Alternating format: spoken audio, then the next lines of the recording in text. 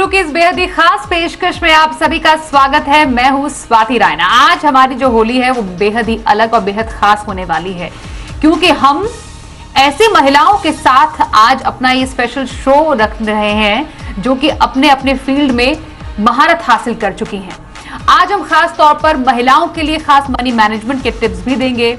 कौन सी स्कीम, कौन से फंड से मुनाफे का रंग आप महिलाएं अपने पोर्टफोलियो में भर सकती हैं, उस पर भी आज हमारी खास चर्चा रहेगी।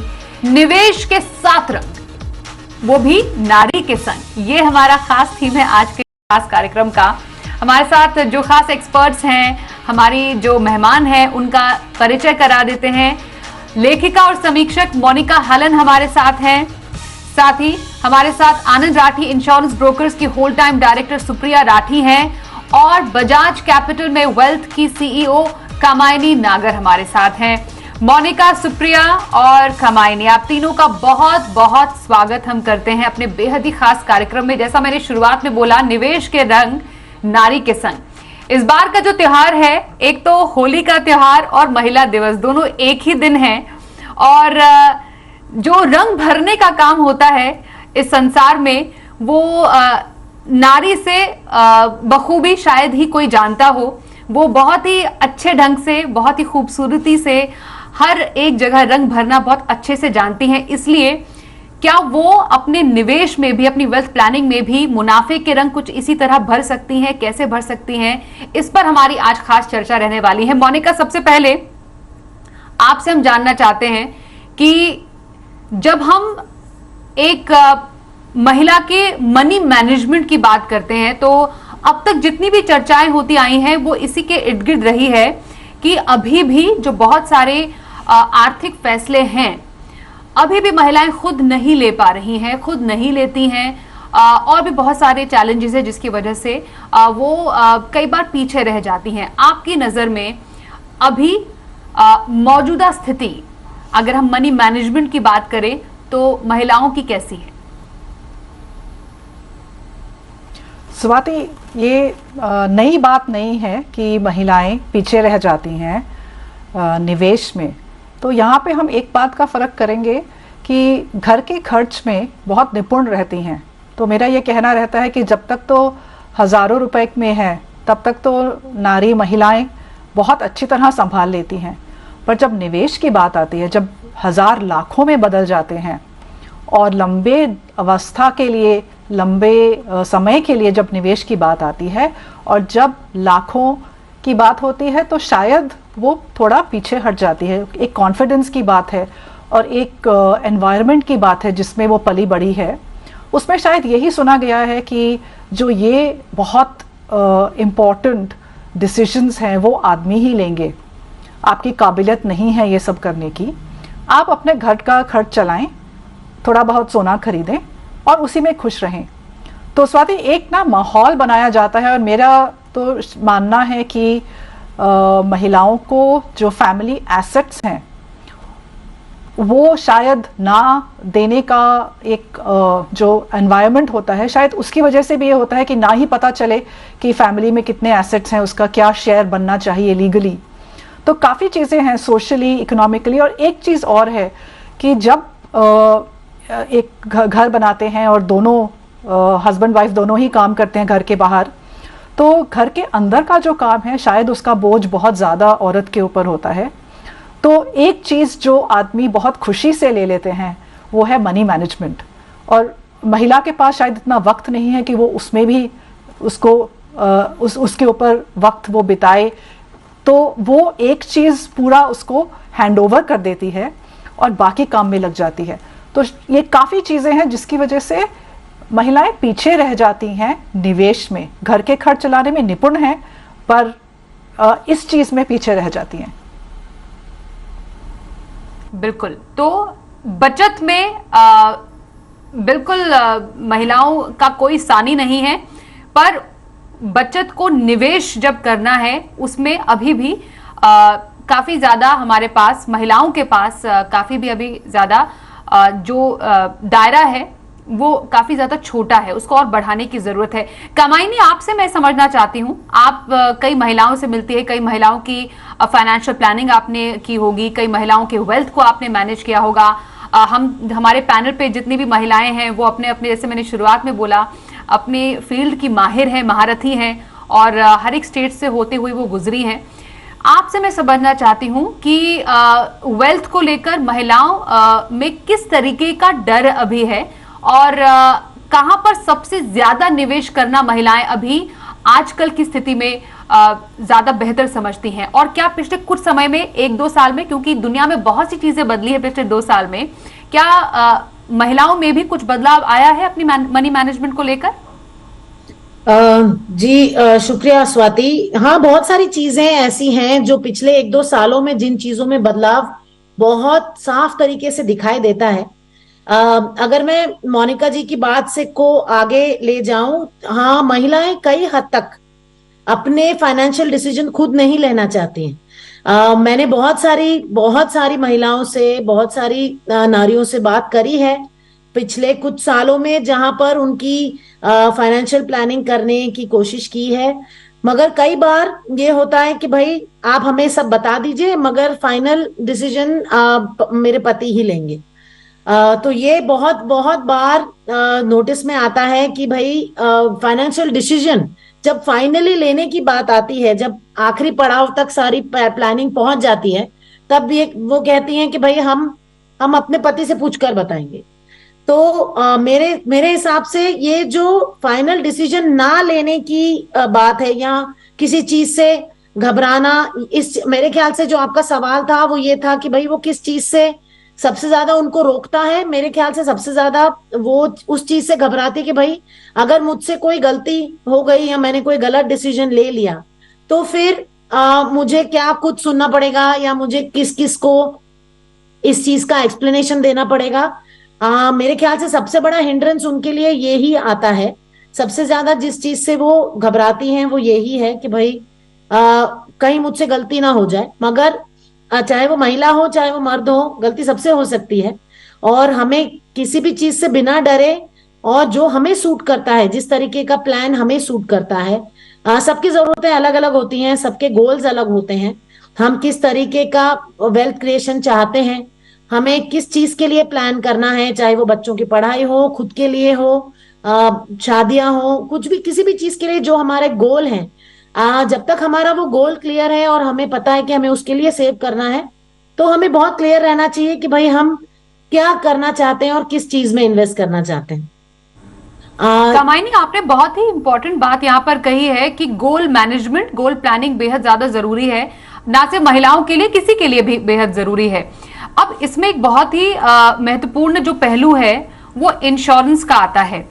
सुप्रिया, मैं आपसे जानना चाहती हूँ, वैसे भी भारत में जो इंश्योरेंस का दायरा है वो उतना ज्यादा अच्छा नहीं है, उसमें भी महिलाओं की भागीदारी कितनी है, या अगर समझना चाहें तो क्या अभी भी जो महिलाएं हैं हेल्थ इंश्योरेंस को लेकर, लाइफ इंश्योरेंस को लेकर उनका जो नंबर है उसमें इजाफा हुआ है? क्या वाकई अब बढ़ चढ़कर महिलाएं अपने हेल्थ को लेकर जागरूक हुई हैं कि हाँ, हमें आगे आने वाले किसी भी स्थिति से निपटने के लिए एक अच्छा हेल्थ इंश्योरेंस लेना चाहिए, अच्छा लाइफ इंश्योरेंस लेना चाहिए?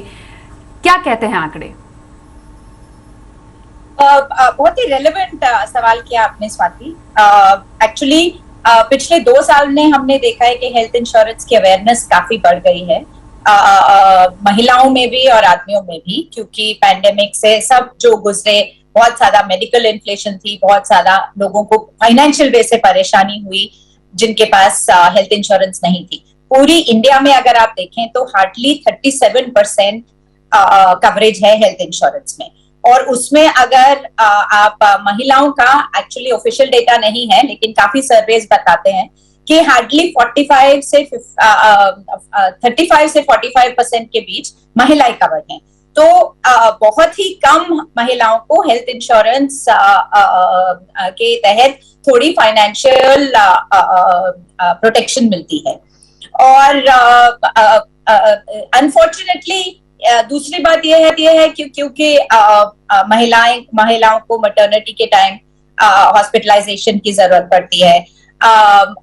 वर्ल्ड वाइड अगर हम देखें तो काफी महिलाएं ज्यादा उपयोग करती हैं हॉस्पिटल्स का, क्योंकि उनकी प्रोपेंसिटी इलनेस की, जैसे कि आर्थराइटिस, 50 के बाद कैंसर्स, जो महिलाओं के स्पेसिफिक कैंसर्स हैं, उन सब की वजह से जो हॉस्पिटलाइजेशन होता है महिलाओं का, वो ज्यादा प्रतिशत है आदमियों के मुताबिक। लेकिन क्योंकि अफोर्डेबिलिटी का इशू आता है और फैमिलीज में जो सोशल थिंकिंग है कि आदमियों का पहले देखना चाहिए, और महिलाएं खुद भी सोचती हैं कि पहले बाकी फैमिली का देखें, अपना बाद में देखें, इस वजह से हेल्थ इंश्योरेंस का अपटेक महिलाओं में कम है। लेकिन डेफिनेटली अवेयरनेस बढ़ रही है।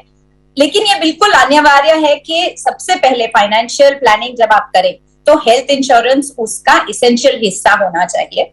और फैमिली फ्लोटर्स ले सकते हैं, लेकिन डेफिनेटली महिलाएं उसमें कवर रहनी चाहिए, क्योंकि अगर महिला को कुछ हो गया तो पूरी फैमिली एक्चुअली क्रम्बल होती है। फंक्शनली और फाइनेंशियली दोनों बहुत ज्यादा तकलीफ होती है फैमिली को। तो इस नजरिए से देखते हुए डेफिनेटली अवेयरनेस बढ़नी चाहिए। अहम बात यहाँ पर कही है कि महिलाओं में कुछ ऐसी बीमारियां हैं जो कि पुरुषों से अलग होती हैं और बहुत ज्यादा बढ़ती जा रही हैं। वो बीमारियां, कुछ प्रकार के कैंसर होते हैं जो महिलाओं को ही होते हैं, और जिस हिसाब से उनके मामले बढ़ रहे हैं, महिलाओं को हेल्थ इंश्योरेंस लेने की जरूरत है। और महिलाओं की जो उम्र है वो साइंटिफिकली भी प्रूवन है, नंबर्स भी कहते हैं कि पुरुष से ज्यादा होती है, इसलिए उनको भी उस लिहाज से भी अपने हेल्थ को लेकर काफी ज्यादा जागरूक होने की जरूरत है। एक अच्छे केयर के अच्छे प्लान के जरिए हम ये भी समझेंगे थोड़ी देर में कि कैसे प्लान महिलाओं को लेने चाहिए। मैं एक डेटा आप सबको दिखाना चाहती हूँ, और मोनिका, मैं आपसे समझना चाहती हूँ म्यूचुअल फंड इंडस्ट्री जो कि दिनों दिन और दिन दूनी और रात चौगनी तरक्की कर रही है, उसमें महिला फंड मैनेजर जो हैं वो 2017 में 18 महिला फंड मैनेजर थी, जो बढ़कर 2018 में 24 हुई, फिर उसका आंकड़ा 2019 में 29 तक पहुंचा, फिर बढ़ते बढ़ते बढ़ते 2023 में अगर हम देखें तो 42 महिला फंड मैनेजर अभी कुल हैं, जो कि कुल 428 फंड मैनेजर का 42 महिला मैनेजर्स उतना हिस्सा है। मतलब महज 9.81% महिला फंड मैनेजर्स अभी म्यूचुअल फंड इंडस्ट्री में हैं। आप बहुत करीबी से इस इंडस्ट्री को भी देखती हैं, समझती हैं, कई महिला फंड मैनेजर से आपकी बातचीत भी हुई होगी। महिलाओं का रुझान इक्विटी की तरफ या म्यूचुअल फंड की तरफ आप कितना बढ़ता हुआ देख रही हैं? क्या बढ़ चढ़कर अब म्यूचुअल फंड इंडस्ट्री में न सिर्फ एज फंड मैनेजर पर महिलाएं भी म्यूचुअल फंड ले रही हैं? स्वाति, एक एज का थोड़ा मुझे एक डिवाइड दिखता है कि जो यंगर जनरेशन है, 2000 के बाद जो बच्चे पैदा हुए हैं और अब यंग अडल्ट्स हो गए हैं, वो जो लड़कियां हैं, वो जो यंग लेडीज़ हैं, उनका बहुत फ़र्क एटीट्यूड मुझे लगता है as compare to people of a earlier generation. So उनकी रिस्क टेकिंग कैपेसिटी ज़्यादा है, उनके ideas about equality and about financial stability and control, काफ़ी फ़र्क मुझे दिखता है, जनरेशनल फ़र्क दिखता है। तो अगर आप निवेश की बात कर रहे हैं कि म्यूचुअल फंड्स में, तो मुझे लगता है जो यंगर जनरेशन है उसमें डेटा शायद ज़्यादा अच्छा बताएगा, पर I think girls are coming, young ladies are coming to invest into mutual funds. And जो आपने कहा है कि फंड मैनेजर्स भी विमेन है, तो फाइनेंस शायद एक ऐसा एक इंडस्ट्री है जिसमें ना तो शॉप फ्लोर है, ना कोई ऐसी जोखिम वाली चीज़ है कि ऑयल रिग पे जाना है। तो फाइनेंस एक्चुअली विमेन के लिए एक बहुत अच्छी जॉब होती है, एक बहुत अच्छी ऑफिस एनवायरनमेंट होता है। और इसीलिए हम देखते हैं कि एक बार अगर वो चल पड़ती हैं फाइनेंस के रास्ते के ऊपर, तो they do very well. I mean our जो रेगुलेटर हैं इस समय कैपिटल मार्केट्स की, वो भी एक महिला है। इस समय भारत की पहली महिला रेगुलेटर हैं फाइनेंशियल सेक्टर की, कैपिटल मार्केट्स की। तो आई थिंक जो रोल मॉडल्स हैं लड़कियों के लिए वो बहुत अच्छे हैं इस समय, कि उनको देख के उनको ये कॉन्फिडेंस हो कि ये बहुत ऐसी चीज़ नहीं है। बहुत ही इम्पोर्टेंट बात यहाँ पर कही है। भारत की कई उच्च पदों पर महिलाएं ही अभी स्थापित हैं। हमारी देश की राष्ट्रपति हो गई, सेबी की चेयरपर्सन है, मतलब ऐसे कोई मतलब लिस्ट का कोई एंड ही नहीं है। तो वो डेफिनेटली रोल मॉडल हैं। अभी भी काफी ज्यादा फासला तय करना बाकी है, लेकिन काफी हद तक बहुत सारा ना सिर्फ बड़े शहरों में बल्कि छोटे शहरों में भी महिलाओं ने छोटे स्तर से ही सही पर अपना काम करने भी की शुरुआत कर दी है। और जिस तरीके से चीजें बदली हैं, महिलाओं ने बहुत प्रोत्साहन के साथ अपना जो काम बढ़ाने की भी शुरुआत कर दी है। एक ब्रेक का यहाँ पर वक्त हो गया। ब्रेक के बाद कुछ फाइनेंशियल टिप्स भी लेंगे महिलाओं के लिए। हमारे 3 खास एक्सपर्ट्स हमारे साथ शामिल हैं, बने रहिए हमारे साथ।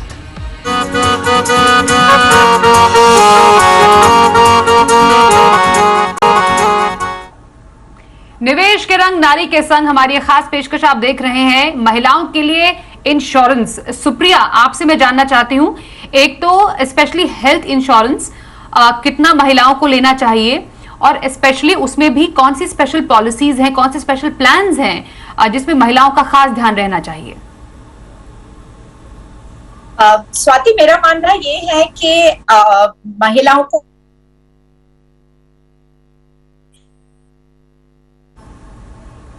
सुप्रिया के पास मैं थोड़ी देर में आती हूँ। समझना बेहद जरूरी है। मैं कामायनी आपसे ये जानना चाहती हूँ कि अगर एक महिला को अपना एक पोर्टफोलियो बनाना है, किस टाइप के फंड्स, किस टाइप की स्कीम्स, थोड़ा फिक्स्ड इनकम, क्योंकि जैसा हमने शुरुआत में बोला महिलाएं ज्यादा मतलब कम जोखिम वाले प्रोडक्ट्स में निवेश करना ज्यादा पसंद करती हैं, तो एक अच्छा पोर्टफोलियो मिक्स एक महिला इन्वेस्टर के लिए कैसा हो? एक अच्छा पोर्टफोलियो मिक्स किसी के लिए भी अच्छा तब होगा जब उसमें उनको जो हर तरीके के प्रोडक्ट का फ्लेवर मिले। जैसा आपने बहुत सही कहा स्वाति के फिक्स्ड इनकम है, म्यूचुअल फंड है, इंश्योरेंस है, अलग अलग तरीके के प्रोडक्ट्स आज अवेलेबल है मार्केट में, और इन सबको देखते हुए हर प्रोडक्ट का थोड़ा थोड़ा मिक्स बना के हमें अच्छा सा पोर्टफोलियो तैयार करना चाहिए। थोड़ा सा मैं एज का भी फैक्टर रखूंगी कि एज के डिपेंडिंग, उनके रिस्क टेकिंग एबिलिटी के डिपेंडिंग एक पोर्टफोलियो बनना चाहिए जिसमें डेट भी हो, मतलब फिक्स्ड इनकम थोड़ा सा कम जोखिम वाला हो, इक्विटी हो जो कि उन्हें अच्छा ग्रोथ दे सके, और जैसे कि आप कह रही थी हेल्थ इंश्योरेंस, टर्म इंश्योरेंस, दोनों का भी थोड़ा सा फ्लेवर होना चाहिए। एक बैलेंस पोर्टफोलियो बनना चाहिए जिसमें ये सब प्रोडक्ट उनको मिले, और जैसे कि मैंने पहले कहा था उनके गोल के हिसाब से उन्हें ग्रोथ मिले हर प्रोडक्ट पे, तो उस हिसाब से अलग अलग एसेट एलोकेशन के प्रोडक्ट बनने चाहिए। और सुप्रिया, आपसे जानना चाहेंगे कैसे प्लान्स और कैसे स्पेशली पॉलिसीज महिलाओं को ध्यान में रखते हुए हेल्थ के हिसाब से और जिस तरीके से कंडीशंस बदल रहे हैं, हेल्थ कंडीशंस, उन पर ध्यान देना चाहिए महिलाओं को? स्वाति, मेरा मानना ये है कि हेल्थ इंश्योरेंस सबके पास होना चाहिए जो बेसिक हॉस्पिटलाइजेशन के लिए कवर बनते हैं। तो मेट्रोज में कम से कम 5 लाख का सम इंश्योर्ड लेके बेसिक मेडिक्लेम प्लान होना चाहिए।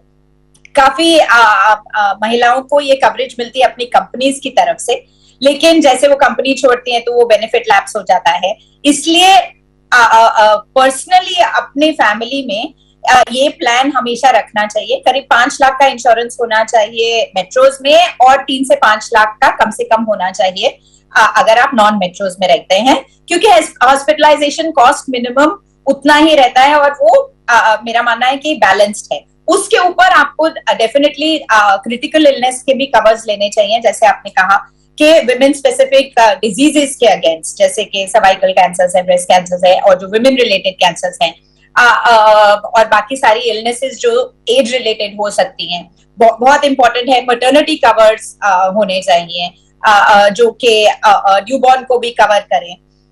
उसके अलावा तो ये सब कवर तो एक्चुअली आपको बेसिक हेल्थ प्लान में ही होना चाहिए, जहां मैटरनिटी का कवर हो, और प्री एग्जिस्टिंग जितने जल्दी आप लेंगे उतने जल्दी आपका 3 साल का प्री एग्जिस्टिंग कवर माफ किया जाएगा। तो जल्दी से जल्दी जितने भी कम एज में ये प्लान शुरू होने चाहिए। तो कुछ खास प्लान जिसका ध्यान रखना है महिलाओं को। मोनिका, अंत में आपसे जानना चाहेंगे पोर्टफोलियो में कैसी स्कीम्स क्योंकि फिक्स इनकम स्कीम्स भी हैं, हम इक्विटी डेट में भी पैसे डालते हैं। जैसा कमाइनी ने भी बताया कि एसेट एलोकेशन का ध्यान रखें, तो एक पोर्टफोलियो को बनाने के लिए फिलहाल कोई एक नई महिला निवेशक है, कैसे शुरुआत करें? महिला निवेशक को पहले तो समझना पड़ेगा कि प्रोडक्ट्स क्या हैं, और मेरा मानना ये है कि आपको अगर प्रोडक्ट समझ नहीं आता है तो उसमें निवेश ना करें। तो अगर आपको सोना समझ आता है तो सोने में निवेश करो, फिक्स डिपॉजिट पीपीएफ समझ आता है तो उसी से शुरू करो। और बहुत अच्छा एक निवेश का जरिया है म्यूचुअल फंड्स, पर मेरा ये मानना है कि बिना जाने माने उसमें नहीं निवेश करना चाहिए।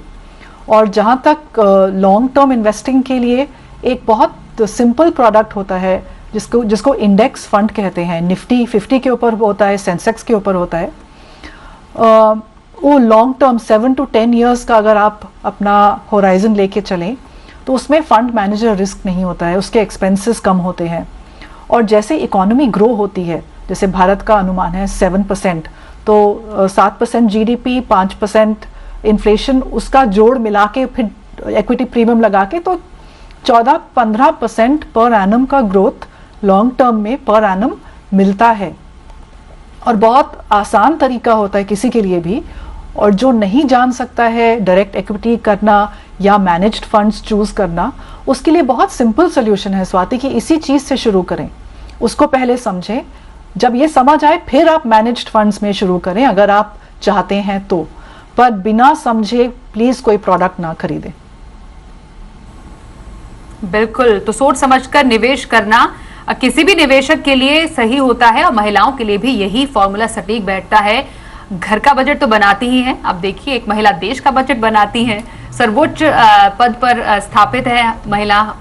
तो हमारे साथ जो खास महिलाएं मौजूद हैं, उन्होंने भी हमको सिखाया है कि कैसे अलग अलग फील्ड्स में महारत आप हासिल कर सकती हैं।